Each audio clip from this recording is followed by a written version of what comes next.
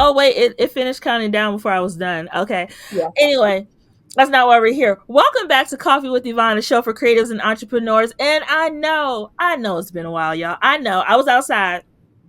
Let's see, where was I? I was in Quebec, Montreal, Paris, Denver, Orlando, San Diego was the last place I was at. So after being fully outside for the past 5 months, we got to get back to the pod. But I wanted to do something different for the season opener of the show. New season, new vibes. I want to do something for the season opener of the show and kind of flip the mic. So, what we're going to do for this first episode of Coffee with Yvonne, I'm going to have Jasmine, aka my pudding pop, aka Coffee with Yvonne correspondent, as in she can add that to her resume. Okay. Please do find her on LinkedIn. I'm going to have her do a mini interview with me so you can get to know me as an individual. I know I could talk about my accomplishments in marketing all day long, but Jasmine is one of the few people who have known me well enough to really say that they actually know me in real life and on the socials. So that is the episode theme for today. Jasmine has full control. I don't know what she's going to ask, but I trust her judgment. And also, Jasmine, my mom is listening. Okay. Keep that in mind. Oh my goodness. Hey mom. First of all, hey mom. You want to say hi? This is gonna be so fun. So, first of all, thank you for trusting me to interview you. I feel like that's a gift. It's an honor. It's a privilege. So, thank you. She is the moment. I'm really excited. So, fun fact, I did theater in high school, so I really love improv. So when I say I prepare, but because we're freestyling and we just vibing, these questions I don't even know. We're gonna just see what happens in this conversation. Okay. Also, I love that you love improv. I never knew that about you. Oh my gosh, I love improv so much. Like improv is you know why? Because improv is I feel like it's a skill that most people, if they tried improv, it really helps. And I've seen it work in my corporate life. Like I've been able to just be on the spot, be responsive, think quickly, adapt quickly, and when things shuffle, especially as a marketer. Oh my God. Pivoting, I think improv just naturally helps you with that. So yeah, I love improv. I love that. So okay, we know that you're the marketing guru. We know that you stay on top of trends. You are invested in this industry. And I want to start off, this might be kind of heavy, but I want to start off with, how do you prioritize your wellness as a marketer, as a entrepreneur, as a creative? How are you preserving your wellness? Well, now you're going into my therapy notes. So I had to say I am still figuring that out. I'm kind of sometimes trash when it comes to my own personal wellness. I think because I am a perfectionist at heart. It was just something I'm always working on. I struggle with perfectionism. And in that perfectionism, I have such high standards for myself that I can cause my own burnout. Right. Okay. One of the things I'm learning how to do and embrace more are moments of silence. There are times in the morning, and I've even ignored my own mom's phone calls, but there are times in the morning where I just don't talk. I don't talk for a good hour, sometimes 2 hours, and I just center myself and I start my day. And then when it comes to creativity, I find creativity by going on walks. So I love going on trails. You see me, going on trails at the parks. And now I'm starting to embrace even more. I started Pilates weeks ago, so I become a Pilates girly. I want to be a Pilates girl so bad. So maybe we'll have to talk offline because there's some things brewing. But I want to be a Pilates girl. Okay, go ahead. I'm sorry. But what I love about Pilates is it's an exercise, but it also makes you still. So you're not in the flow class that I'm in, which is a Black owned location over in Woodmore, Club Pilates. You are doing the exercise, but you also have to take deep breaths. You also have to center your core and this and the other. So you're not rushing to do movement to movement. And the last thing that I do as well, I watch a lot of trash TV. I mean, Okay. like, I love a good documentary, make me think like, ooh, did not know that. But trash helps prioritize my wellness because it allows me to open my mind. So I'm not overthinking something. Mm. I'm just like diving into people's stories. Like, for example, on Love is Blind, when Tyler had them 3 kids that we did not. Oh, so I actually didn't watch this season, but when I Ugh. did it intentionally because one, I'm like, this is where we live, and I was like, I just don't need to know. I don't need to know. It is not well for me. But when I saw these clips, I said, oh, Child. it's I can't. It's just too much. It's too much. But like this season learned about Tyler and his 3 kids, Hannah being a bully, Ramses and them 2 little sad braid plaits that he had on the side that Someone he should have cut off. someone said Um, dreadettes, and someone was like, y'all made him cut his dreadettes off, and I screamed at First people. of all, he looked like he was like a new version of Al DeBarge, like with that hairstyle. Yeah. But that's not why we're here. So, in terms of incorporating my wellness, those are the 3 things that I have learned how to do, and prioritizing saying no to things I don't want to do. If I don't want to go, I'm not going Mm. And at being all. firm in that. Okay. And I think because I used to be, and I'm still moving out of that, such a people pleaser, that I used to feel bad, like, oh, I can't make this, I can't make that, and I would find myself running everywhere. And now, if I don't want to go, or if I don't want to have company, if I don't want to talk to you, I'm not doing it. That's real. I'm not. I think that's just with the beauty of us getting older is like our boundaries just get firmer. Like you can't force me to do what I do not want to do. Like I'm Them not. boundaries about to look like the Great Wall of China in a few years if I keep it up. Like, and having like a therapist too, because I go to therapy bi-weekly. My therapist is a Black woman who's around my age, who's from this area. Mm, Having a therapist that allows me to speak freely, like, I don't have to worry about being fully like judged. She just allows me to be. mm, And in releasing that to her, I don't have to put the burden on other people to fix my problems. So mm. yeah. Ooh, okay. We opened up. I mean, to my fault, we opened up deep, but this was good. I think people need to hear that. I think people who are creatives and we wear so many hats and we juggle so many things, like we have to prioritize. We are no good to anyone if we're not good to ourselves. And so Mhm. I really appreciate that insight. So curious, if you this is a kind of a two-part. If you weren't in marketing, what would you be doing?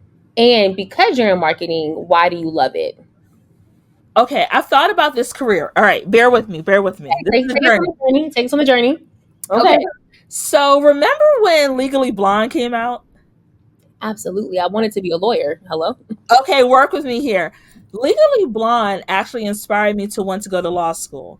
So I honestly, and you can ask my mama, I honestly considered going to law school to study copyright law. Copy. Okay. Okay. Okay. Yes, because my initial thought was I wanted to take my creativity, because I have my degree in advertising, art, and marketing. I wanted to take my creativity and put that into a space that could be impactful on the Mm, legal side. So helping other creatives protect their work. And the best way that you can do that a lot of times is by being behind the scenes in those corporate spaces or working in like litigation law, policy. So I really did consider going to law school. The other career I considered doing, this is kind of embarrassing. oh no, safe space. This is a safe space. I I honestly considered being a model. That's not. Why would that be embarrassing? It's a little embarrassing because like models, like, it seems like such a shallow career. But I was originally, Jazz, supposed to be 5'10". I had plans for that height. I had plans for that height, Jazz. I really did. I I wanted to be a cover girl, so I not at all. I feel like that's embarrassing. I still want to be a cover girl. Please. like I really want, like, when I saw Top Model and Takara and this, that, and the Yes. other, I Yes. was like, oh, I could do this too. I'm a Mm-hmm. cute little girl, whatever. Mm-hmm. I mean, then I was still in my awkward phase because I didn't have contacts, but here we are. But I Okay. felt that I had a little something that I could, and plus, you see my mama, she's beautiful. Mm-hmm. So I really did think about, I want to be a plus size model, and I did try out for a competition. So I think I ended up being like a semifinalist for the Ashley Stewart competition. Oh my god, you've never told me. That is so cool. I love that. I So yeah, and then another career I considered that I almost did, I got into the TJ Maxx buyers program. I could totally So see you being a buyer. I could totally see you doing like, oh yeah, I could totally see that. I could yes, absolutely see I that. got into their program. The only caveat was that I had to pay for myself to move up to Burlington. I think it was Massachusetts. Mhm. And what people don't realize is when you go into these fashion careers, hence why I left the fashion industry, um, it's very expensive unless you come from money. You're not making any money, you're getting paid peanuts. So when I got into the program, I was still at Bloomie's at the time, working full time and going back and forth to New York for work stuff. And I really, really wanted to take that job, Mhm. but I didn't have the means to go up there and fully support myself to do that job. So I Mhm. had to turn it down. Yeah, and I mean, I feel like we're at this stage in our world where not that it's a second act or a pivot, but like you could always pick that dream back up, which is it's exciting. I'm curious to see how that would, if it happens, like how would it would unfold. Okay, so the other half is why do you love marketing and why are you still in the industry? So I guess I will go into a bit of my second act. So I love marketing because I've always been a creative child. Again, you can ask my mama. Mom knows everything. When I was a kid, fun story, I got an assignment where we have vocabulary words, and the assignment was to take your vocabulary words and put them into sentences. Mm-hmm. Of course, me being extra, I said I don't want to do no sentences because everybody's going to do sentences, and I wrote stories Oh using the wow. vocabulary words. And they were funny stories to the point my teacher would purposely give us more vocabulary words so I could create more funny stories, right? And these are Mm-hmm. stories that legit came from my head using the vocabulary words that had people cracking up laughing. They were fantasy kind of stories, right? And I didn't know then that me writing stories was me being creative or a marketer. I didn't know then that me having my Barbie dream house that I got when I was 8 was the spark of my creativity and all the stories I would put together. Um, so when I went into marketing, I kind of fell into it. I took an art history class in college. It was Romanticism and Impressionism. I will never forget it. And something just went off in my head in that moment. And I looked at this piece and I said, I was starting to ask all these questions. And she said, "You have a really good creative eye." I said, "What is that?" Mm-hmm. What is the creative eye? And she said, Mm-hmm. "You're able to see things other people cannot see. You put the pieces together from this one painting." She said, "You pulled out 5 different themes from a painting I just gave you backstory on." And in that moment, I knew if I have this natural talent, what can I do with it? Yeah. So when I was in college, I directed my college's first ever charity fashion show for the Black Student Union. I put together the visual concepts. I put together the advertising. I did the outreach. I got all the clothes sponsored. Everything was taken care of. I even got money from the student union to help pay for things that were not covered in the budget I put together. In college, mind you. I even put together, and I still have a copy somewhere, the actual programs for the events, and got my internship at EPA, my mom's agency, to pay for it. Wow. So they use it in their comp materials, and they taught me how to put together an actual program booklet, which again is marketing down to the design. They taught me all of that. So I fell into this career, but I fought it when I was a child because I thought I was weird. Mm-hmm. So I didn't understand my creativity was a gift. I didn't understand that the way my brain worked was a gift. I just thought I was this quirky, weird child who could remember a jingle from a commercial like that, or who was able to take something and create a whole story out of it, or who would walk around her blanket, her quilt that her mom made her, crochet blanket, and pretend she was a princess, or make all these different imagination things. I didn't know any of that. I just thought I was weird. Turns out I was a creative the whole time.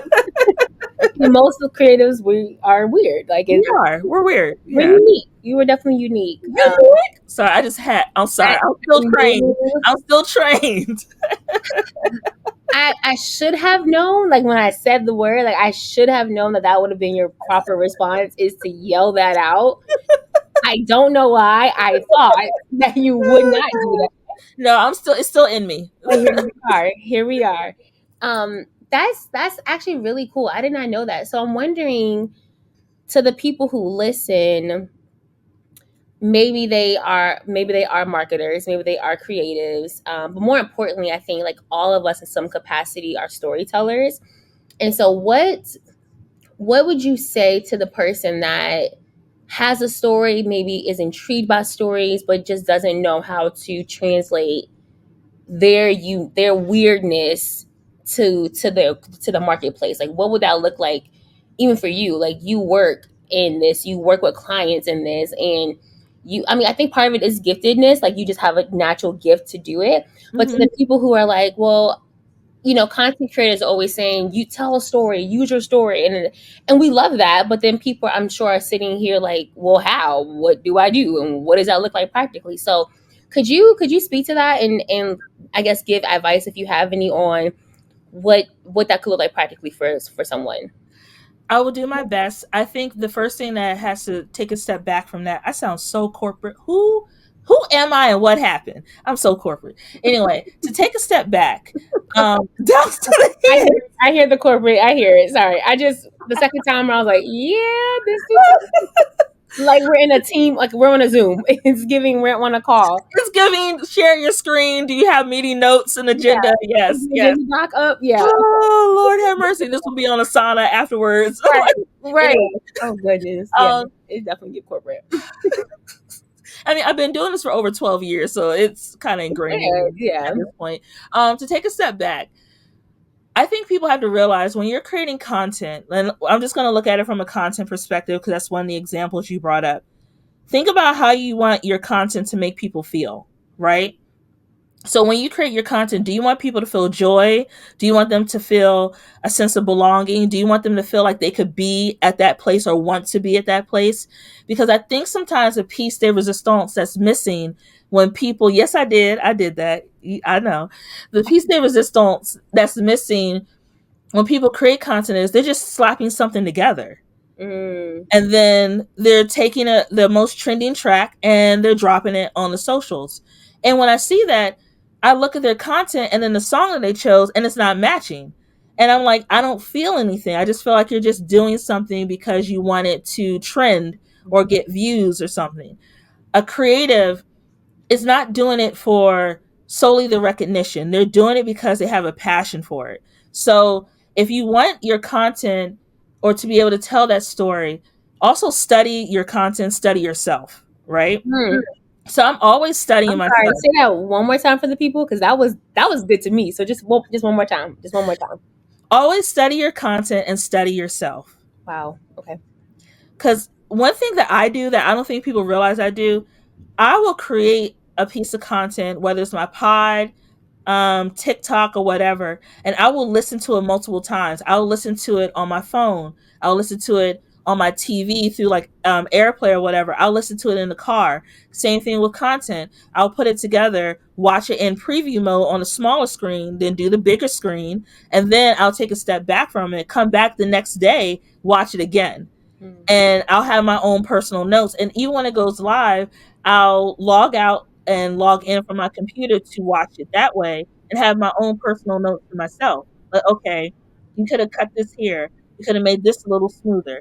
So I'm always a student of my own work and being open to seeing that other content creators, what they're doing can also be inspiration.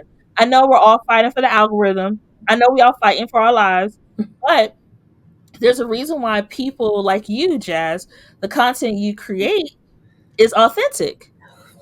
You don't do that to yourself. You create authentic content that speaks to your audience, and I do pay attention. You know, I'll be paying attention. I know you do. I know you do. And and I'm grateful. I just be like, okay, stop looking, please stop looking. But I pay attention because you give me something worth paying attention to. There are so many people out there who do the get ready with me's, show you this outfit, show you that outfit. Well, one, you're not styling it. Let's talk about that. All you're doing is put the t-shirt on, you slapped a pair of heels and walked out the door with that bag that you bought from Alibaba. But we're not going to talk about that. That's not why Oh, we're here. not Allie.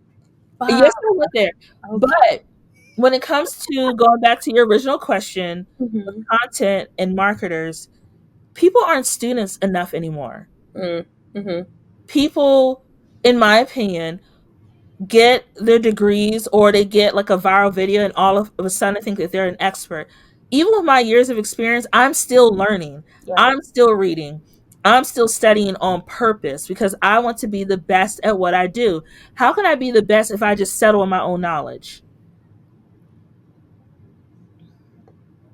Please quote that. Please make that a quote. That's so good. That is so. Please quote that. Okay.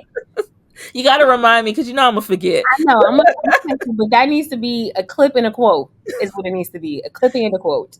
But how can I be the best if I settle in my own knowledge? How can I be the best if I'm not choosing to learn from people who have gone beyond me, but also people who are coming up behind me? Mm-hmm. And then there's also responsibility for those who are coming up behind you to give them insight on what can make them even greater without looking for nothing in return.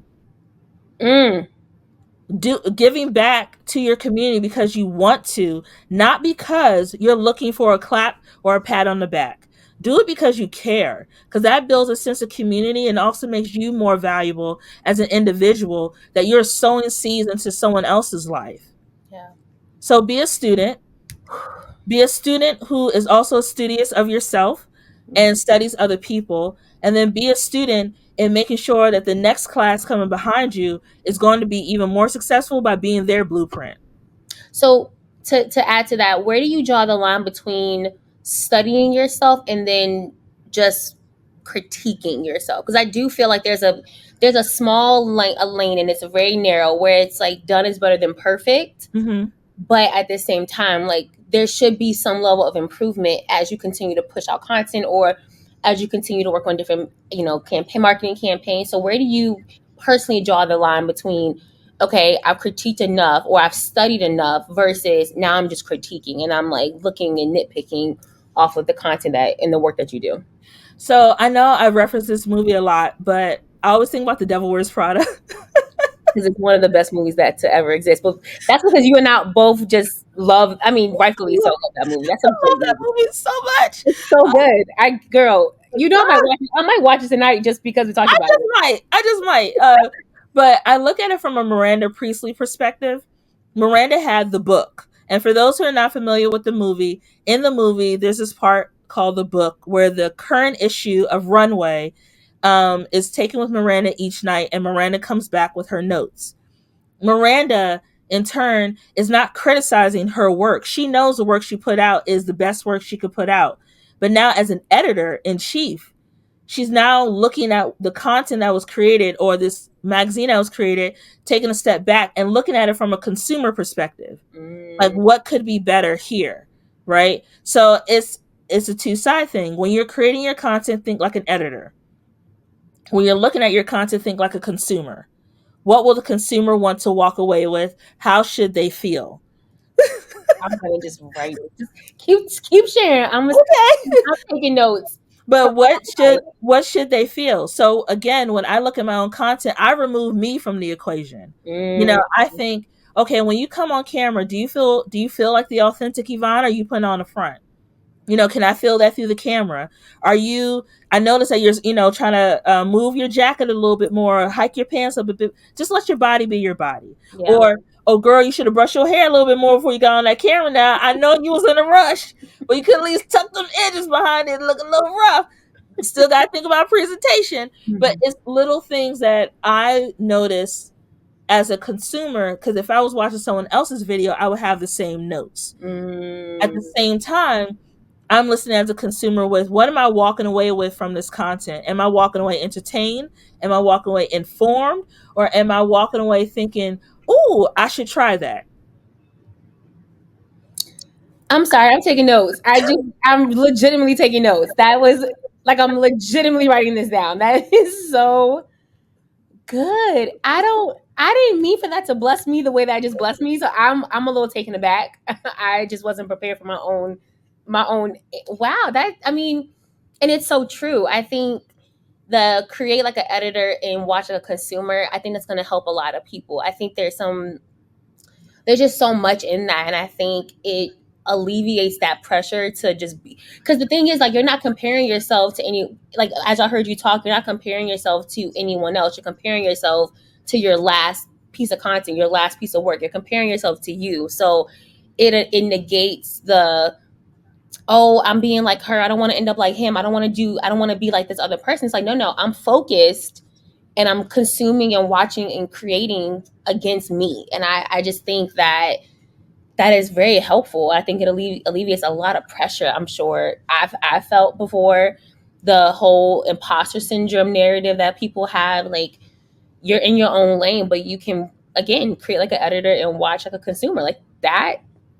is so good. I don't know. I just really, that blessed me. If nothing else, I got something out of that. So that might not be for no one else but me. And I'm gonna just say thank you. So I mean, you're my pudding pop, I don't mind sharing my thoughts on things. And then to go back to the earlier part of your question, in terms of career, I would have loved to explore those things. However, the Lord has put me where I'm supposed to be. right. And I truly believe that.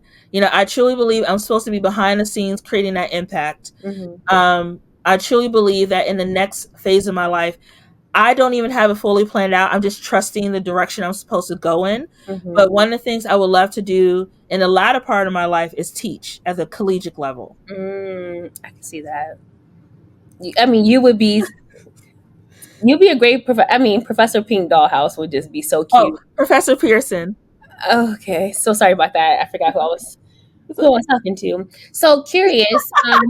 Now I know you mentioned you like watching like trash TV and all that stuff, but what are you musing on as far as like creator and content and marketing? Like, what books are you reading? What news articles? What blogs do you feed yourself? And I mean, because one thing about you, and anyone that has listened to your podcast or has watched or has like follow you, you are very informed about industry trends, which I reference you before I go. I don't have the things you post. I'm like, oh, I didn't know about that, or I might have seen something about it. I'm like, oh, okay, she posted it, so I don't have to send it to her because she already knows. So I'm curious about just what you muse on, like when you're at home and you got TV playing in the background. Like, Mhm. what articles are you reading? What magazines do you like to read through? And how do you continue to feed that and stay on top of that?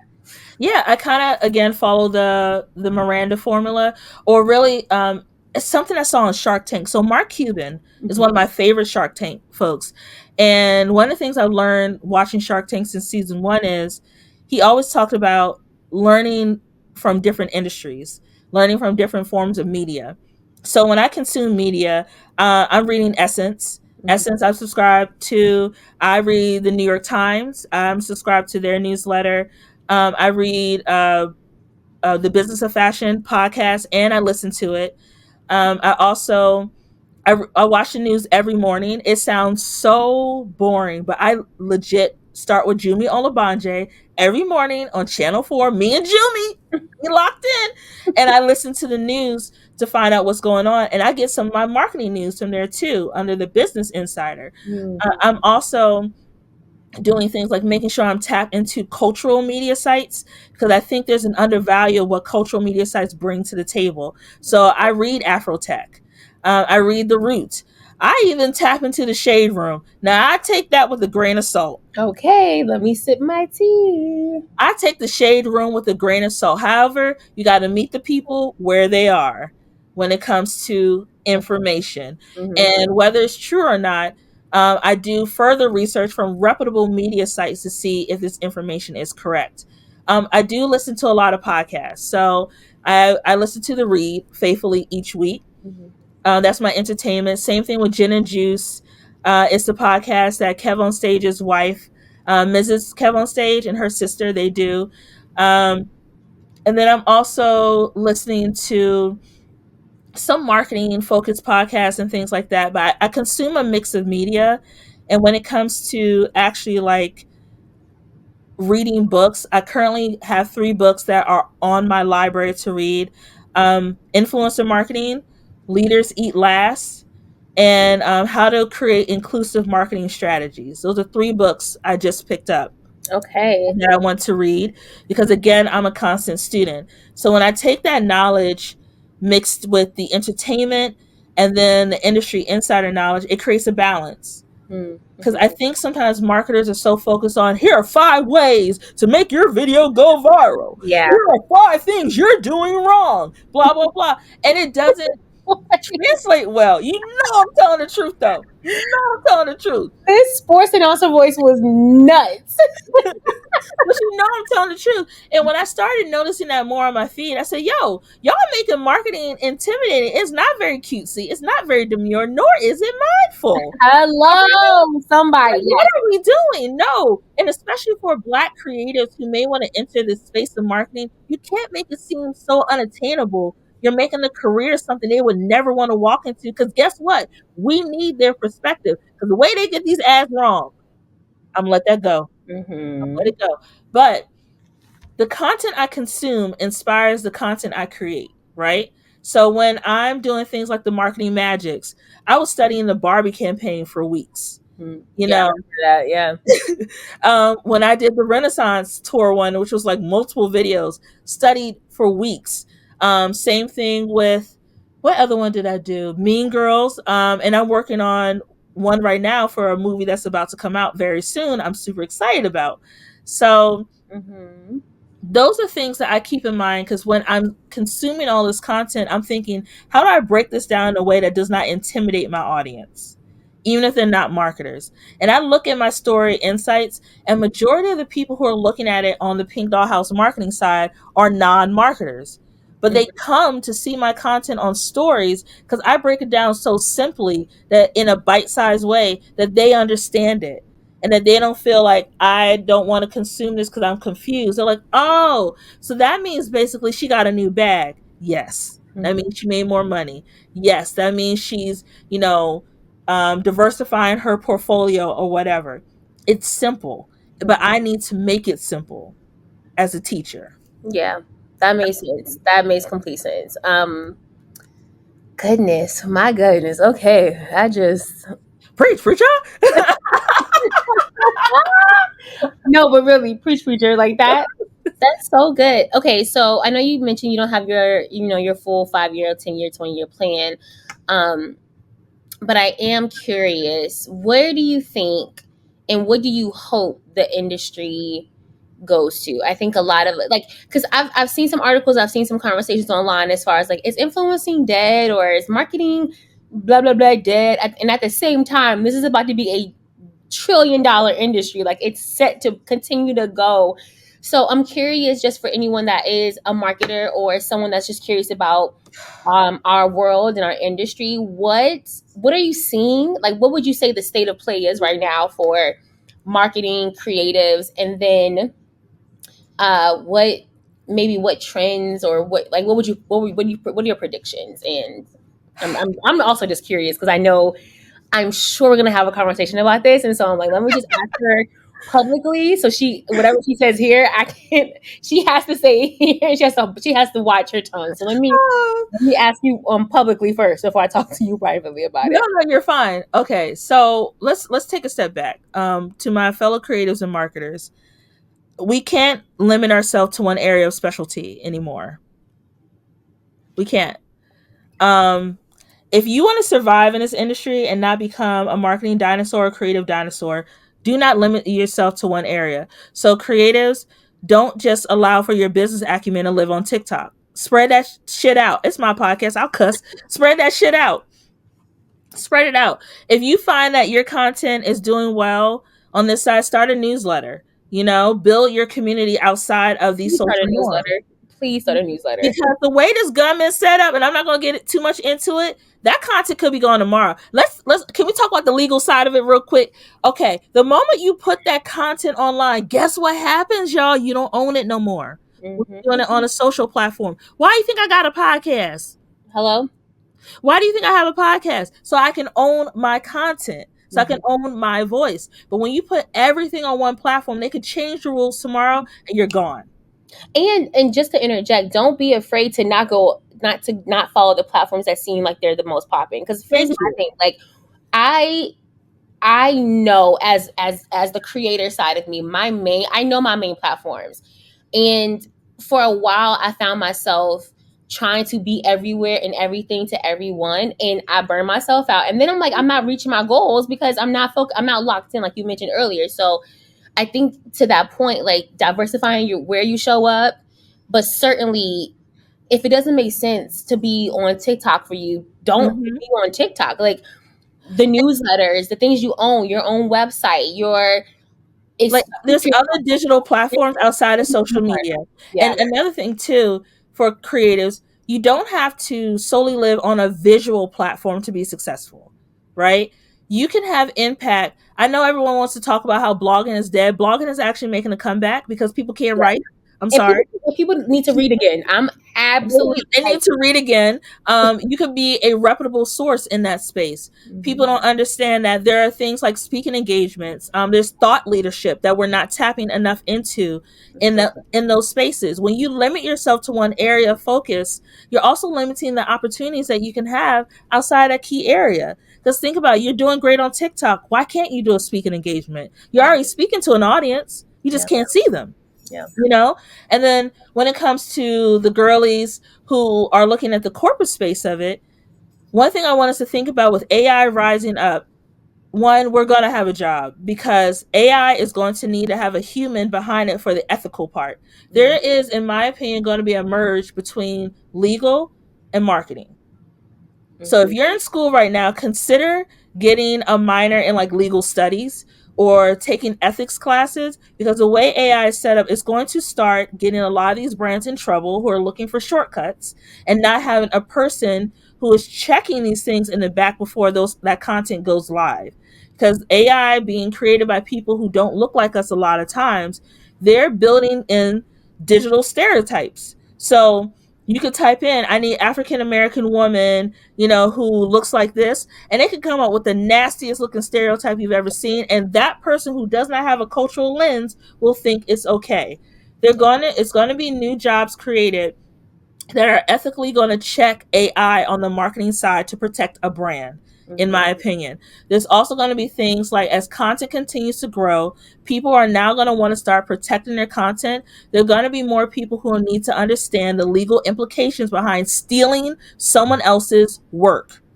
I'm looking at you, Shein, but stealing someone else's work, Timu, and the consequences of using someone else's images for your promotional campaign. Yeah. Because you can't keep doing that. Stop playing with people. Yeah. But if you want to look at the future careers, I think marketing, legal, and ethics are going to merge together. I think there's going to be a further need for people who not only create content, but know how to manage content-focused campaigns. So if you're a creative who knows how to create content, start looking into these corporate jobs and like production, behind the scenes. If you already know how to edit video, you could be a content editor. There's money in that. And they don't have people who look like us who are managing those jobs. And also, it doesn't have to be a sexy title to make you money. You don't all have to work for Nike. You don't all have to work for Netflix or Hulu or anyone else. You can work for a science-based organization. You can work for a bigger organization that's not considered out there but has huge impact, and you get paid bands on bands on bands because they need you and you're in demand to do that job. Yeah. Ooh. Oh, okay. I mean, yeah, that was good to me. Okay, I know. Last thing, Jazz. Last thing. Also, I think there's going to be more of a need for business writing on the marketing side, because y'all can't keep using Chat GPT to build out your marketing plans and don't know how to execute it, nor can you write an email. So, yes, I said it out loud. I've seen some of y'all work. Please take a business writing class, because I can tell when you use Chat GPT. I can tell. Okay, go ahead. Now, how am I supposed to follow up? Smart, you can do it. Oh, not. Listen, Chat GPT has its benefits, but it's an additive tool, and I think a lot of people have just become very reliant. And I understand that, like you have this is a it all requires work, so pick Yes. hard. Yes. And don't try to do a Uno skip you draw 4 plus Uno out. When in reality, all you got is a draw 4. Don't do that. Or reverse. Or reverse. Reverse back to No you. special cards. Right. Reverse back to you because you ain't got nothing left. Like, be for real. Be for real. That is so funny. Okay, I know we're wrapping up, but I just want you to offer any okay, what are you oh, this is like therapy notes. This is gonna be fun. That's fine. What are you most proud of? And you have a lot to be proud of, but I do. what are you most proud of? I would say my resilience. Mm. My resilience has made me into the person I am today Mm-hmm. because even at the times I wanted to give up, I could not give up on myself. Mm-hmm. Even at the worst times, I wanted to give up. When the door was slammed in my face multiple times, when it was said quietly, not to my face, but that they didn't want the black girl on their marketing team. When I was told I was too big to work in certain areas of fashion, I didn't fit the body type or the standard, whatever. When I was told I was crazy for wanting to start a business or work in marketing or do a podcast, all the things that everyone told me I could not do, I said, I am resilient enough to learn, push through, and do it. And I'm going to do it. And when I do it, you're going to watch me work. And guess who watching? Come on, sip it. Okay, this really will be the last question. What do you feel like is next for Coffee with Yvonne? I mean, I know there's some things that are behind the curtain, so we can't talk about everything. But what you can share, what are you most excited about for Coffee with Yvonne? I would say I'm excited about continuing to give people space to tell their stories. Because the show, while it says Coffee with Yvonne, it is about people having a platform to tell their stories from audiences that are usually silent. That blink is insane. If y'all watching my audio, y'all, Yvonne be doing this blink. She has a very specific blink, and it's giving cerulean. It's giving very much Miranda Priestley, and I did not take her seriously. Oh, cerulean. Oh, you think this has nothing to do? You go into your closet. I got you started. You select that lumpy blue sweater, for instance, because you want to tell the world you take yourself too seriously to care about the clothes that you put on your back. Well, in reality, that sweater is blue. Yvonne, I did not mean for you to open the vault. I didn't. You know, Jazz, you know I know that speech. You know I know it down. You know I know it down because Andy was wrong for what she did because that sweater was ugly and it was lumpy. And she should have never worn them ugly little clogs to the office. See, we talk about Miranda's speech, but what we don't talk enough about is how Stanley Tucci's side eye as she was being dragged. I was like, this is my people. He said, trying to fix and just putting the belt on the skirt. Like he was just like, I mean, I don't know. No, you know who we keep missing? Emily in the back. Because when yes. When she slid, I feel like this. I said, okay, so we actually have to watch this movie tonight. Like we do. And we'll have notes. We will have notes. But thank you so much for letting me host. This was fun. I like this. This was cool. And I mean, truthfully, I did take notes. Like I really did write things down. I believe you. And I forgot all the quotes I said. I'm going to listen to them. No, it's okay. Because I wrote them down. I really wrote it in pink. Yeah, I really wrote it down. But I hope that your listeners and the viewers really did hear, like you dropped some really, really great gems. And I mean, bless me. So I'm sure it blessed everyone that's tuning in. So thank you. And I'm excited for this new season. I'm excited for more episodes. I'm excited for all that you got a lot. Your kitchen's full. It's giving Thanksgiving. It is. And most of it is ordered from a restaurant because you know I ain't cook it. Yep. But yeah, I thank you so much for taking the time to interview me today. I trust you more than anyone. You are the only person I would trust to do this interview because I love my pudding pop. And I'm really excited for the season. So the next episode coming up will be more focused on, we're doing content a little differently this season. We're going to do a mix of interviews and what's the brew, so marketing news. So stay tuned post-election because there's a lot happening. Yeah. It's a lot happening right now. Just let us breathe in the DC area. I hope by the time this episode airs, y'all have voted. Please, Jesus, let us breathe in the DC area. Your votes. Okay. I'm so tired. But you will get a What's the Brew episode that will highlight marketing news that's happening in the industry. But if you want to learn more about me and my business, go ahead and visit pinkdollhousemarketing.com. You can find me on the socials. I changed my name recently, so I probably forget it. Oh yeah, you did change your name. Yeah, I did change my name. I'm gonna put it in the meeting notes because I gotta look it up. I don't know my name right now, but I am on Instagram. I am on TikTok, aka the Clock app, if you would like to find me for all the things. And I can't wait to chat with you soon. Okay, bye. Coffee with Yvonne is produced and edited by Yvonne Pearson. Coffee with Yvonne is created by Pink Doll House Marketing. You can catch the latest episodes by subscribing to Apple Podcasts or wherever you get your podcasts.